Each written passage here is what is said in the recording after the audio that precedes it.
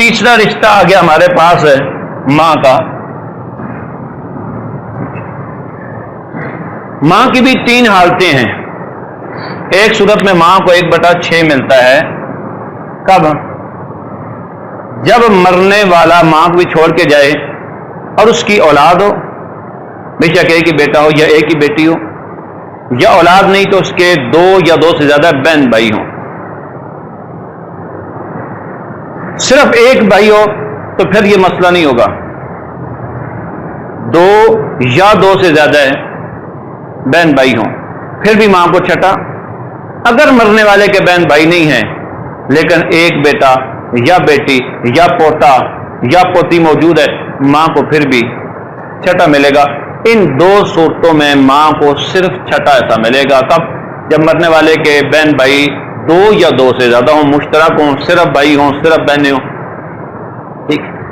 یا پھر کیا ہے، اولاد اس کی موجود ہو، بیٹا ہو یا بیٹی ہو، کوئی اس کی اولاد موجود ہو، یا پوتا ہو یا پوتی ہو، ماں کو پھر بھی چھٹا ملے گا، کل مال کا چھٹا حصہ. دوسری صورت ہے کہ ماں کو کل کا 1/3، کل مال سے 1/3. کب؟ جب میت کے 2 یا 2 سے زیادہ بہن بھائی بھی نہ ہوں، بیٹا بیٹی پوتا پوتی بھی نہ ہوں، اور نمبر 3 اگر مرنے والی عورت ہے تو اس کا باپ اور خامن 2 میں سے کوئی ایک ہو، دونوں نہ ہوں. مرنے والا مرد ہے، اس کی بیوی اور باپ میں سے دونوں نہ ہوں، ایک ہو. اس کی میں آپ کو وضاحت کروں گا کیوں. ٹھیک. کل مال کا 1/3 ماں کو ملے گا.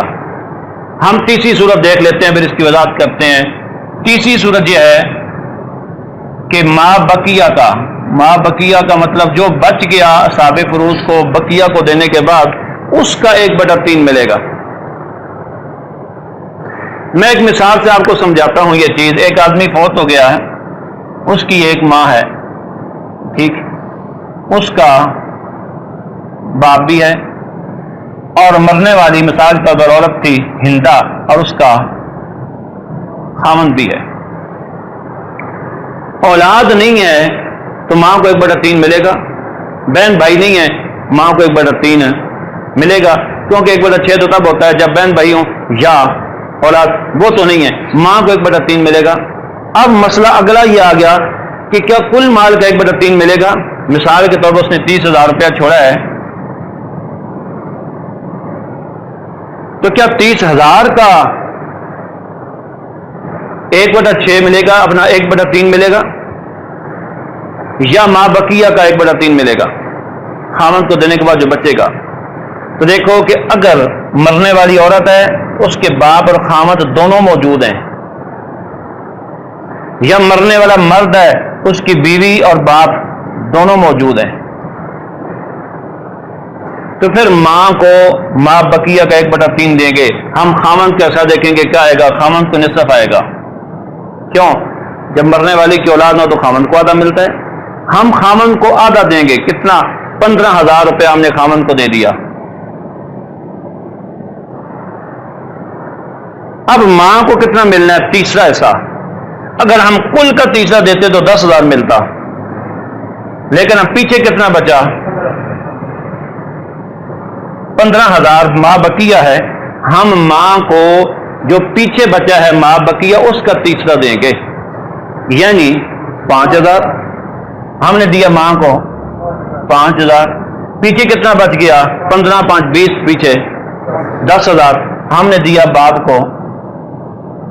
10,000. اگر ہم اس کی الٹ کرتے، خامن کو دیا 15,000، پھر کل ہی مال کا ادھر دیتے ماں کو، تو کتنا آتا ماں کو؟ 10,000. تو کتنا ہو جاتا؟ 25. باپ کے لیے کتنا بچتا؟ 5,000. تو الٹ ہو جاتا، 10 ادھر چلا جاتا، 5 ادھر جا جاتا. اصول ہے للذکر مثل حظ الانثیین، مرد کو عورت کے مقابلے میں دگنا ملتا ہے، یہاں الٹ ہو جاتا. ٹھیک. یہی صورت آتی ہے. مثال تو یہ تو ایک صورت تھی. दूसरी सूरत है, एक आदमी फौत होता है, वो मरने वाला मर्द है, ठीक, उसकी माँ भी है, उसका बाप भी है, उसकी बीवी भी है। यहां पर भी बाप और बीवी दोनों इकट्ठे हो गए, माँ को फिर भी माँ बकिया का सुलस देंगे। हम बीवी का देखेंगे, बीवी को 1/4 आता है, ठीक, हम कुल माल का 1/4 निकाल देंगे, पीछे जो बचेगा उसमें से 1/3 हम मां को देंगे, बाकी बच जाएगा वो बाप को देंगे, ठीक। अगली सूरत कि कुल का कब देंगे? जब एक आदमी फौत हो जाता है, औरत, उसका अगर खामद हो तो बाप ना हो, बाप है तो खामद ना हो, इन दो में से एक हो, दूसरा ना हो, तो फिर मां को कुल माल का हम देंगे, फिर मां को कुल माल का देंगे। मर्द फौत हो जाता है, उसका बाप या बीवी दो में से कोई एक हो, दूसरा ना हो, तो फिर भी मां को कुल माल का 1/3 देंगे।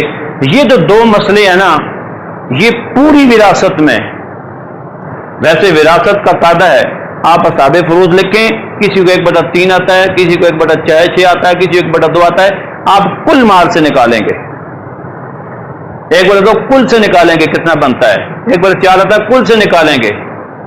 लेकिन ये दो मसले ऐसे हैं कि जिसमें कुल से नहीं, खावंद या बीवी जो भी है उसको देने के बाद जो पीछे बचेगा उसका सुलस निकालेंगे। पूरी विरासत में ये वो वाद दो मकामात हैं, दो मसले हैं, इनको मसला तैन उमरिया तैन भी कहते हैं कि हजरत फारूक आज़म रज़ियल्लाहु ताला का ये इज्तिहाद था कि दो चीजें आ गई थी। एक तो कुरान ने कहा था मां को सुलस दो, जो कुरान पाक मार है कि अगर औलाद नहीं है तो मां को सुलस दो, तो सुलस तो देना था।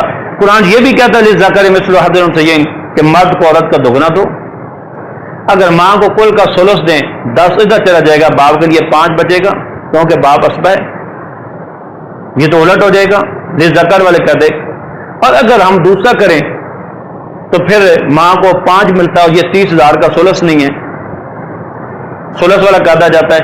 फिर आपने तत्बीक यूं दी कि सुलस वाले कायदे पर भी अमल हो जाए, 1/3 का कुरान कहता है, लिज़्ज़कर पर भी अमल हो जाए, वो कि मां बकिया का देंगे तो 15 का सुलस 5 बनेगा और इधर डबल आएगा, तो ये लिज़्ज़कर मिस्लु हज़्ज़िल उन्सयैन पर भी और फले उम्मिह सुलस का भी मसला हल हो जाएगा।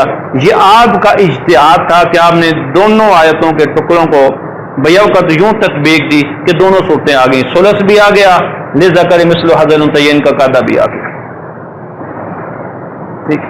तो ये दो चीजें ऐसी हैं। वैसे पूरी विरासत में कुल का 1/3 हो, 1/4 हो, 8 हो, 6 हो, 2/3 हो, कुल माल से निकालेंगे, जैसे आगे हम जाके तकसीम करेंगे। लेकिन इन दो मुकामात पे हम ऐसा नहीं करेंगे। मां को मां बकिया का 1/3 देंगे जब इसके साथ मैयत का बाप और बीवी या मैयत का बाप और खामद दोनों मौजूद हैं, ठीक।